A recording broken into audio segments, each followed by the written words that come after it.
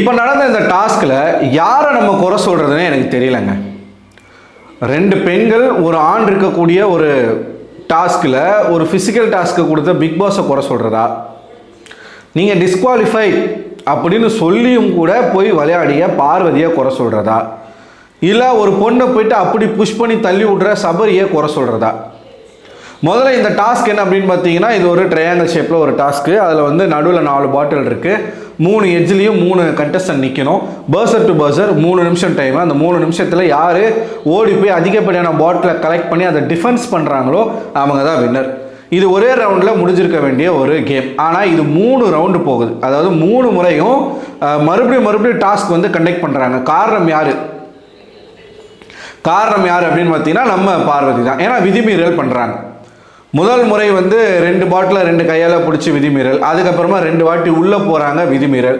3வது வாட்டி டிஸ்குவாலிஃபைட் பண்ணிடுறாங்க. மறுபடியும் உள்ளே போகிறாங்க டிஸ்குவாலிஃபை. அந்த கோர்ட்டுக்குள்ளே போகக்கூடாதுன்னு சொல்லியும் உள்ளே போகிறாங்க டிஸ்குவாலிஃபைட் ஆன பிறகும் கூட போய் சபரி கிட்ட சண்டை போடுறாங்க. அங்கே தான் அந்த பிடிச்சி தள்ளி விடுற மேட்ரு நடக்குது. ஆக்சுவலாக முதல் சுற்றுலேயே அந்த அடி பட்டுருச்சு, கண்ணில் அடிபட்டுருச்சு. அந்த அடி எப்படி படுது அப்படின்னு பார்த்தீங்கன்னா, திவ்யா ஒரு பாட்டில் எடுத்துகிட்டு போயிட்டாங்க சபரிக்கிட்ட இருந்து. பார்வதி ஒரு பாட்டில் எடுக்கிறதுக்காக வரும்பொழுது சபரியோடைய இந்த முட்டி, அதாவது ரைட் லெக்கு, அந்த முட்டி வந்து லெஃப்ட்டு ஐயில் வந்து பலமாக இடிக்குது இப்படி. அதாவது சபரி என்ன பண்ணுறாரு, இப்படி இருக்காரு, இப்படி உட்காந்துட்டு இருக்காரு. நான் அந்த வீடியோ கூட உங்களுக்கு முடிஞ்சால் போட்டு காட்டுறேன். இந்த காலை அந்த பாட்டிலை வந்து காலால் பிடிக்கணும் அப்படிங்கிறதுக்காக இந்த காலை வந்து இப்படி பின்னாடி வந்து இப்படி எடுத்து இப்படி போடுறாரு. அப்போ இப்படி எடுத்து போடும் பொழுது கரெக்டாக பார்வதியோடைய இந்த கண்ணில் வந்து அடிக்குது. இந்த அடி வந்து இன்டென்ஷனலாக அடித்தாரா இல்லையா அப்படிங்கிறது வந்து பார்க்கும்போது எனக்கு ஃபஸ்ட்டு தெரியலை. எப்படி அடிபட்டுச்சுன்னு சொல்லிட்டு நானும் ரொம்ப நேரமாக யோசிச்சுக்கிட்டு இருக்கேன். பாட்டில் பட்டுருச்சு அப்படின்னு சொல்லியிருந்தாங்க. பாட்டில் பட்டிருந்தா விழுந்த வேகத்துக்கு வீங்கினதுக்கு கட்டாக இருக்கும். ஆனால் பாட்டில் படலை. அதுக்கப்புறமா தான் ஸ்லோ மோஷனில் அந்த வீடியோவை பார்க்கும் பொழுது கிளியராக தெரியுது சபரியோடைய கால் முட்டி வந்து அவங்களுடைய கண்ணில் பட்டிருக்கு. முதல்ல இது வந்து இன்டென்ஷனாக இல்லை, இது வந்து கேமில் வந்து நடந்துச்சு. இப்போ நிறைய விஷயங்கள் வந்து பார்வதி வந்து சொல்லிட்டு இருக்காங்க. என்னென்னா ஷூ போடல, கோர்ட்டுக்குள்ளே போகிறாங்க, டிஸ்குவாலிஃபைடு சொல்லி கூட விளையாண்டாங்க. இது எல்லாமே தப்பு, நான் மறுக்கவே இல்லை, 100% தப்பு. ஆனால் இது 2வது முறை அந்த டாஸ்க் வந்து நடத்தப்படுது. 2வது முறை நடந்த டாஸ்கில், அதாவது முதல் முறையே வந்து பார்வதி ஒரு எச்ச வேலையை பார்த்துட்டாங்க. அவங்களுக்கு அடிபட்டுருச்சு, நின்றுட்டு இருக்கும்போது அவங்க கனியும் சாண்ட்ராவும் பார்த்துட்ருக்காங்க. அவங்க இன்ஜூரி ஆகிட்டாங்க, கேமை விட்டு வெளில போயிட்டாங்கன்னு சொல்லி சபரியும் திவ்யாவும் விளையாடிக்கிட்டு இருக்காங்க. அப்போ திவ்யா போயிட்டு சபரி பாட்டில் எடுக்கலான்னு போகும்போது இவங்க இப்படி கண்ணை பிடிச்சிட்டே இருந்தவங்க டக்குன்னு ஓடி போய் திவ்யாவோட பாட்டில் எடுத்துகிட்டு வராங்க. இது ஏமாற்றி விளையாடுற ஒரு கேம் தானே. உங்களுக்கு அடிபட்டுருச்சுன்னு சொல்லிட்டு நீங்கள் வந்து வெளில இருக்கீங்க, அப்போ உங்களை வந்து விட்டுடுறாங்க. நீங்கள் அந்த சமயம் போய் எடுக்கிறீங்க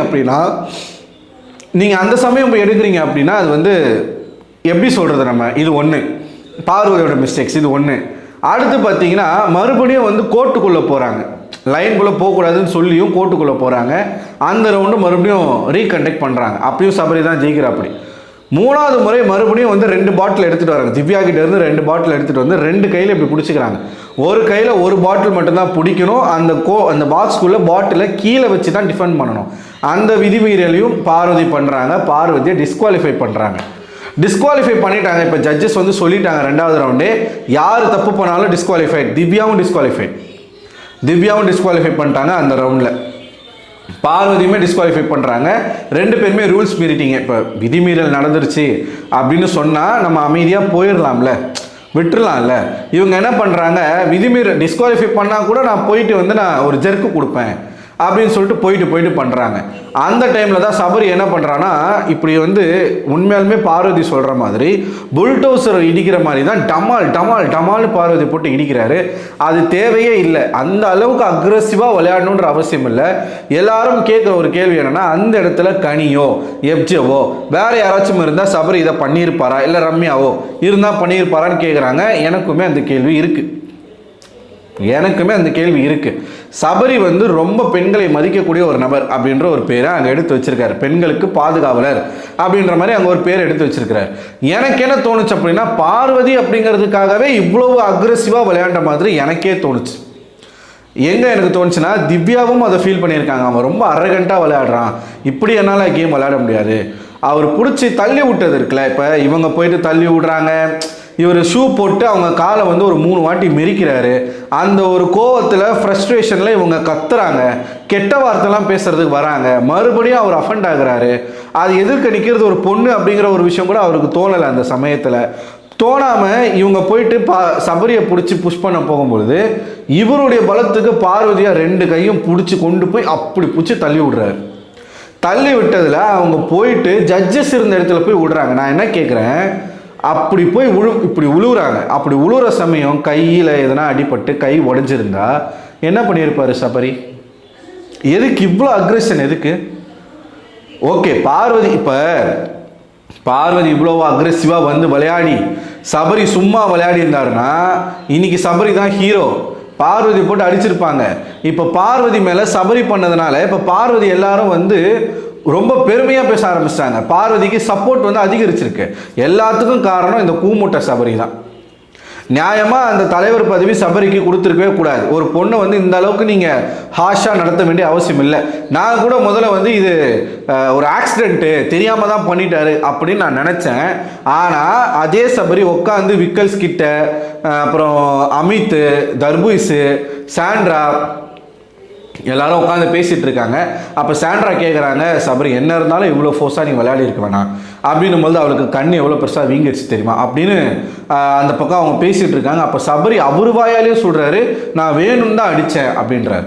அப்போது அந்த முட்டியில் அவர் அடித்தது எனக்கு கூட அந்த கிளிப்பை ஸ்லோ மோஷனில் பார்க்கும் பொழுது முன்னாடி இருக்கக்கூடிய பாட்டில் நீங்கள் காலால் பிடிக்கணும் அப்படின்னா காலை நேராக தூக்கி போட்டிருக்கலாம். அந்த கால் இப்படி பெண்ட் பண்ணி வர வேண்டிய அவசியம் என்ன? அப்போது பார்வதி இப்படி வராங்க, வரும்பொழுது வாண்டடாகவே அவர் இந்த முட்டியை வச்சு இப்படி அடிக்கிறார். அது அவரே சொல்கிறார், நான் வேணும் தான் அடித்தேன் அப்படின்றார். ஏன் இது எப்போ நமக்கு வந்து உறுதியாகுது சபரி வந்து வேணும் தான் பண்ணியிருக்காரு அப்படிங்கிறது? இன்னொரு கட்டத்தில் எங்கே நமக்கு உறுதியாகுது அப்படின்னு பார்த்தீங்கன்னா, அந்த கியூசி டாஸ்க் இருக்கு இல்லையா, அந்த கியூசி டாஸ்கில் பார்வதி டீ கேட்டிருப்பாங்க சபரி கிட்ட. அப்போ டீ எடுத்துகிட்டு வந்து டேபிளில் வச்சுருப்பாரு. அப்போ அதை வந்து கனிக்கிட்டையும் எப்ஜெக்கிட்டையும் சொல்லிக்கிட்டு இருக்காரு. எல்லாம் இந்த அன்பு கேங் மொத்தமாக வந்து பேசிகிட்டு இருக்கு. சொல்கிறாரு, டீ செம்ம சூடாக இருந்துச்சு, நான் ஊற்றிடலான்னு நினச்சேன், அப்படியே தட்டி விட்டு மேலே ஊற்றிடலான்னு நினச்சேன், ஆனால் இவ்வளோ சூடாக இருக்குது, அதனால் கொஞ்ச நேரம் வந்து நான் வேணான்னு சொல்லிட்டு இது பண்ணிட்டேன்.